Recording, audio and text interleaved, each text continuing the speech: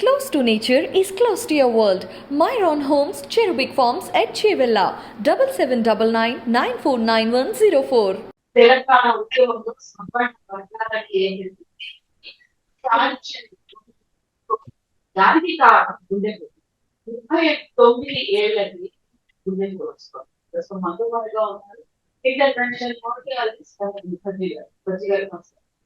నమస్తే. డాక్టర్, ఈ మధ్య ఎంగేజ్ గా చనిపోతున్న వాళ్ళ నెంబర్ పెరుగుతోంది. అందులో గుండె కొడుకు మరణిస్తున్నారు. ఈ రోజు సాయి చంద్ర మారారు. ఎందుకని డాక్టర్ ఎంత ఎంగేజ్ గా కనిపిస్తున్నారు? నిజంగా సాయి చంద్ర గారు మరణించడం చాలా బాధాకరమైన విషయం. తెలంగాణ స్ట్రగుల్ లో సాయి చంద్ర గారి రోల్ చూసిన వాళ్ళందరికీ నిజంగా కంట్లకి తడి ఏర్పడక మానం.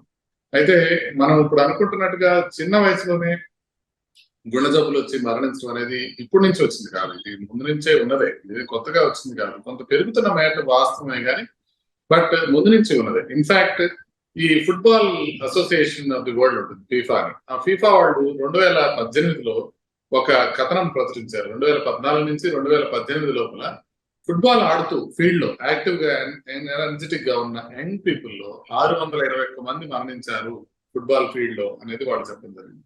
అంటే ఫిజికల్లీ ఫిట్ గా ఉన్న వాళ్ళే ఈ రకంగా వస్తున్నప్పుడు మిగతా చాలా మంది చాలా చోట్ల ఉంటారు. యంగ్ పీపుల్ లో ఆకస్మిక మరణాలు ఉండటం అనేది కోవిడ్ తర్వాత మాత్రమే కాదు, అంతకు ముందు కూడా.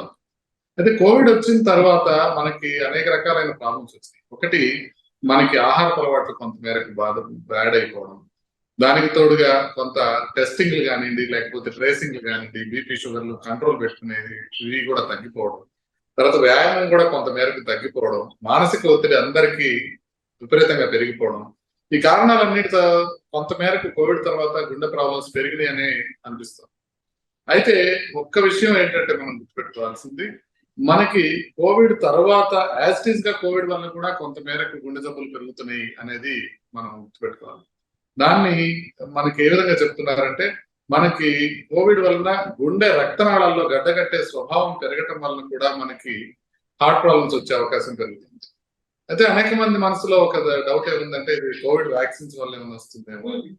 ఈ టెంపరల్ రిలేషన్ చూసినట్లయితే ఇది కోవిడ్ వ్యాక్సిన్స్ వల్ల వస్తున్నట్టుగా అనిపించట్లేదు. ఎందుకంటే కోవిడ్ వ్యాక్సిన్స్ వేసుకున్న వాళ్ళు, బూస్టర్ తీసుకున్న వాళ్ళు కూడా మోర్ దాన్ 1 year అయిపోతుంది. ఇప్పుడు కోవిడ్ ఎఫెక్టే, వ్యాక్సిన్ ఎఫెక్టే 2-3 నెలల కన్నా ఎక్కువగా ఉండట్లేదు. మాక్సిమం 6 months వరకు ఉంటుంది. అలాంటిది కోవిడ్ వల్ల వచ్చే దుష్ఫలితాలు జీవితాంతం ఉంటాయి అనుకోవడం అనేది కరెక్ట్ కాదేమో అని ఉద్దేశం. మనం ఇప్పుడు దాకా వ్యాక్సిన్ ఇండ్యూస్డ్ థ్రాంబోటిక్ థ్రాంబోసైటోపెనియా అని కోవిషీల్డ్ తర్వాత వచ్చే సైడ్ ఎఫెక్ట్ కూడా, క్లాటింగ్ డిజార్డర్ కూడా మొదటి 2 నెలల్లోనే వస్తుంది ఇంజెక్షన్ అయిపోయిన తర్వాత వస్తున్న దాఖలాలు లేవు అనేది అనేక సైంటిఫిక్ జర్నల్స్ చెప్తాను. దీన్ని ఇక్కడతో వదిలేకుండా మన ఐసీఎంఆర్ వాళ్ళు, ఎయిమ్స్ వాళ్ళు కలిసి ఒక పరిశోధన చేయడం జరిగింది. ఆ పరిశోధన రిజల్ట్స్ ఇంకా ప్రచురించాల్సింది. అంటే వ్యాక్సిన్స్ కి గుండెకి ఉన్న ప్రాబ్లం ఉందా లేదా, కోవిడ్ కి గుండెకి తర్వాత ఏదన్నా ప్రాబ్లం ఉందా లేదా అనే విషయాలు వాళ్ళు పరిశోధన చేసి వాళ్ళు ఐజేఎంఆర్ లో పబ్లిష్ చేయడానికి ప్రయత్నం చేస్తున్నారు. అది నెక్స్ట్ 1 month లో కనుక అది బయటకు వస్తే కనుక మనకి ఇంకా కొన్ని వాస్తవాలు తెలిసే అవకాశం. సో అసలు ఈ గుండెపోటుకి కరోనా వ్యాక్సిన్ అంత సంబంధం లేదు, మనం ధృవీకరించలేము అంటున్నారు. ఎందుకని డాక్టర్ ఇంత ఎక్కువగా సివియర్ గా డాక్టర్ చనిపోతున్నారు, ఎన్నిసార్లు చనిపోతున్నారు, అంత యాక్టివ్ గా ఉండే వాళ్ళు ఫిజికల్లీ బాడీ మెయింటెనెన్స్ కూడా చనిపోతున్నారు? ఎందుకని ఈ మధ్య కాలంలో ఇలాంటి తరచు మాత్రం సెలబ్రిటీలు ఎవరైనా చనిపోయారు గుండెపోటులో ఇంత ఎంగేజ్ గా ఉంటున్నప్పుడు ఇంకా ఎక్కువగా వార్త అవుతుంది? అంటే రిస్క్ ఫ్యాక్టర్స్ చాలా మందికి ఉన్నప్పుడే ప్రాబ్లమ్స్ వస్తున్నాయి. రిస్క్ ఫ్యాక్టర్స్ లేకుండా ప్రాబ్లం వస్తున్నాయి అనే మాట నిజం కాదు. రిస్క్ ఫ్యాక్టర్స్ ఉండే వస్తుంది. అయితే ఆ రిస్క్ ఫ్యాక్టర్స్ ని గమనించడంలోను, గుర్తించడంలోను, తర్వాత వాటిని అదుపులో పెట్టుకోవడంలో కొంత లోపాలు జరుగుతూ ఉన్నాయి. అది మనం ప్రధానంగా చూడాల్సిన అవసరం ఉంది. ఎందుకంటే ఇప్పుడు కూడా మీరు ఇంత కోవిడ్ తర్వాత మరణాలు పెరుగుతున్నాయని విపరీతమైన ఉధృతంగా ప్రచారం జరుగుతున్నా కూడా స్మోకర్స్ సంఖ్య ఎక్కడా తగ్గలేదు. స్మోకర్ సంఖ్య పెరుగుతూనే ఉంది.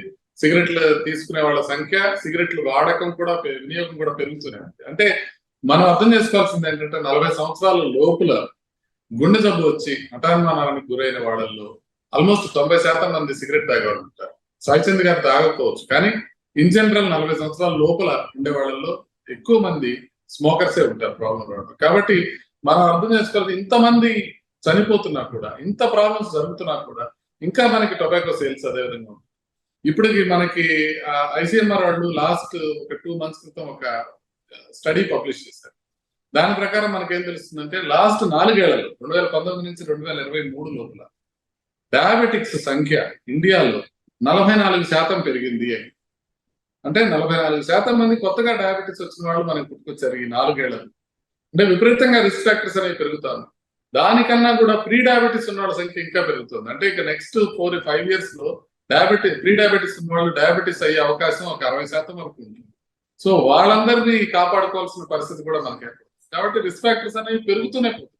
ఊబకాయాల సంఖ్య పెరిగింది, బీపీ ఉన్న వాళ్ళ సంఖ్య పెరిగింది, మెటబాలిక్ సిండ్రోమ్ ఉన్న వాళ్ళ సంఖ్య పెరిగింది. సో ఇవన్నీ పెరిగినప్పుడు న్యాచురల్ గా గుండెపోట్లు కూడా పెరిగే అవకాశం. అయితే సాయి చంద్ గారి విషయంలో మనం ఇంకొక 2 విషయాలు మనం ప్రతిసారి మాట్లాడుకుంటుంటాం, ఇప్పుడు చెప్పుకోవాల్సిన అవసరం ఉంది మనకి కూడా. మనం సిపిఆర్ అనేది అందరూ నేర్చుకోవాల్సిన అవసరం ఉంది. మన పక్కన ఉన్న వాళ్ళకి సిపిఆర్ నేర్పించాల్సిన అవసరం ఉంది. సిపిఆర్ కనుక సరైన సమయంలో మనం చేసినట్లయితే ఇలాంటి ఆకస్మిక మరణాల నుంచి ఎస్పెషల్లీ యంగ్ పీపుల్ బతికి బయటపడిపోయే అవకాశం ఉంటుంది. ఆ సిపిఆర్ లో భాగంగా బేసిక్ లైఫ్ సపోర్ట్ లో భాగంగా ఏఈడి అనే పరికరాన్ని ఉపయోగించుకోవాల్సిన అవసరం ఉంటుంది. ఆటోమేటెడ్ ఎక్స్టర్నల్ డిఫిబ్రిలేటర్ అనే పరికరం ఉపయోగించుకోవాల్సిన అవసరం ఉంటుంది. ఇప్పుడు మన డ్రైవర్లకు కానీ మన కుటుంబ సభ్యులకు కానీ మనం ఖచ్చితంగా మనం సిపిఆర్ నేర్పించాల్సిన అవసరం ఉంది. మనం జాగ్రత్తగా ఉండాలి అని. సో అది ఎప్పుడైతే మనం చేయగలుగుతామో ఆకస్మిక మరణాలను మనం తగ్గించుకునే అవకాశం ఉంటుంది. సాయి చంద్ గారి మరణానికి పునీత్ రాజ్ కుమార్ గారి మరణానికి ఒక సారూప్యత మనం కనిపిస్తా ఉంది. ఇద్దరు ఏంటంటే మనకి ఇప్పుడు మిగతా మేకపాటి గౌతమ్ రెడ్డి గారు చనిపోయినప్పుడు ఆయన నొప్పి వచ్చింది కానీ హాస్పిటల్కి వెళ్లే లోపలే చనిపోయారు. కాబట్టి ఆయన ఖచ్చితంగా గుండెపోటు వచ్చిందా లేదా అనేది నిర్ధారణ జరగలేదు. అయితే పునీత్ రాజ్ కుమార్ గారు ఏమైందంటే హాస్పిటల్కి వెళ్ళారు. వెళ్ళిన తర్వాత ఆయనకి ఈసీ హార్ట్ అటాక్ ఖచ్చితంగా ఉందని నిర్ధారించారు. ఆ తర్వాత ఇంకొక హాస్పిటల్కి వెళ్తున్నప్పుడు చనిపోయారు. అదేవిధంగా ఇప్పుడు మనకి సాయి చంద్ గారు కూడా నాగర్ కర్నూలులో ఒక హాస్పిటల్కి వెళ్ళారు. వెళ్ళిన తర్వాత ఆయన పరిస్థితి బాగలేదని కేర్ హాస్పిటల్కి షిఫ్ట్ చేస్తున్న ప్రయత్నంలో మరణించారు.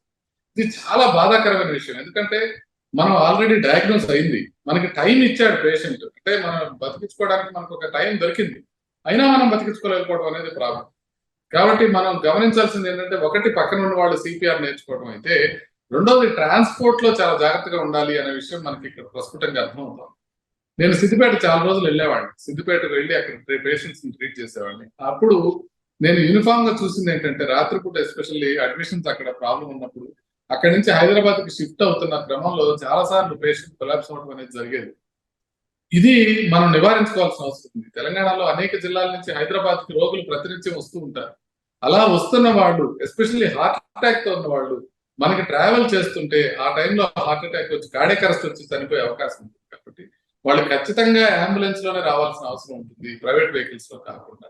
అలా వస్తున్నప్పుడు కూడా అంటే ఇప్పుడు ఫర్ ఎగ్జాంపుల్ మనం ప్రైవేట్ వెహికల్ లో వస్తున్నాం, కార్ లో వస్తున్నాం అనుకోండి, ఒకవేళ ఎవరైనా కార్డియాక్ అరెస్ట్ వచ్చినా కూడా మనం అక్కడ సిపిఆర్ చేయడానికి కూడా స్పేస్ సరిపోదు, మనం ప్రాపర్ సిపిఆర్ చేయలేము ఇక్కడ. సో అది ప్రమాదం అవుతుంది. అదేవిధంగా అంబులెన్స్ లో వస్తుంటే సిపిఆర్ ఇవ్వడానికి ఛాన్స్ ఉంటుంది. దాంతో పాటుగా ఇంకొకటి ఏంటంటే ట్రైన్డ్ పీపుల్ ఉండాలి అంబులెన్స్ లో కూడా. మనకి ఎవరుంటారు, ఒక డ్రైవర్ ఒక క్లీనర్ ఉండి అంబులెన్స్ తీసుకొచ్చేస్తుంటారు. అట్లా కాకుండా ట్రైన్డ్ పీపుల్ ఉంటాయి. అంటే ఇప్పుడు మీకు వెస్ట్రన్ కంట్రీస్ లో డాక్టర్స్ కానీ అనస్థిస్ట్ కానీ వీళ్ళు ఉండే అవకాశం ఉంది. వాళ్ళు ఇమీడియట్ గా అవసరం అయితే వాళ్ళని బతికించుకొని తీసుకురాగలుగుతారు. బట్ అట్లా ప్రాణాపాయ స్థితిలో వాళ్ళు చేయాల్సింది ఏదో పెద్ద ఎక్కువగా ఉండదు. కరెక్ట్ గా ఒక 15-20 రోజుల కోర్స్ లో కంప్లీట్ గా ఈ ట్రాన్స్పోర్ట్ చేసే వాళ్ళని మనం ట్రైన్ చేసుకునే అవకాశం. కాబట్టి వాళ్ళని ఎమర్జెన్సీ మెడికల్ టెక్నీషియన్స్ అంటారు. ఆ ఈఎంటీస్ ని కనుక మనం తయారు చేసుకోగలిగితే, మెడికల్ లాంటి వ్యక్తులను మనం తయారు చేసుకోగలిగితే, షిఫ్టింగ్ కి ఖచ్చితంగా అంబులెన్స్ రావాలన్న నిబంధనలు తీసుకొచ్చి మనం షిఫ్ట్ చేయగలిగితే అంబులెన్స్ లో ఇలాంటి మరణాలను మనం ఖచ్చితంగా ప్రివెంట్ చేసుకునే అవకాశం ఉంది. ఇప్పుడు ఎలక్షన్స్ రాబోతున్నాయి, మనకి అనేక మంది ప్రముఖులు విలేజెస్ కి వెళ్తారు. వెళ్ళినప్పుడు ఏదైనా ప్రాబ్లం వస్తే వాళ్ళని వెనక్కి ఎట్లా ట్రాన్స్పోర్ట్ చేసి హైదరాబాద్ తీసుకురావాలనే విషయంలో చాలా జాగ్రత్తలు ఉండాల్సిన అవసరం ఉంది. అది బాగా వివిఐపీలకి అయితే వాళ్ళతో పాటుగా ఒక అంబులెన్స్, డాక్టర్లు అన్ని సదుపాయాలు ఉంటాయి. అలా కాకుండా మిగతా వాళ్ళకి ఈవెన్ ఎమ్మెల్యేల స్థాయిలో కూడా నాకు తెలిసి పక్కన వెనకాల మెడికల్ కాన్వాయ్ ఉండదు. సో వాళ్ళు తెలుసుకోవాల్సింది ఏంటంటే వాళ్ళ పక్కన ఉన్న వ్యక్తులందరికీ ఖచ్చితంగా సిపిఆర్ నేర్పించడం, వాళ్ళ దగ్గర ఒక ఆటోమేటెడ్ ఎక్స్టర్నల్ డిఫిబ్రిలేటర్ ఉంచుకోవడం, దాన్ని ఎలా వాడుకోవాలో తెలుసుకోవడం.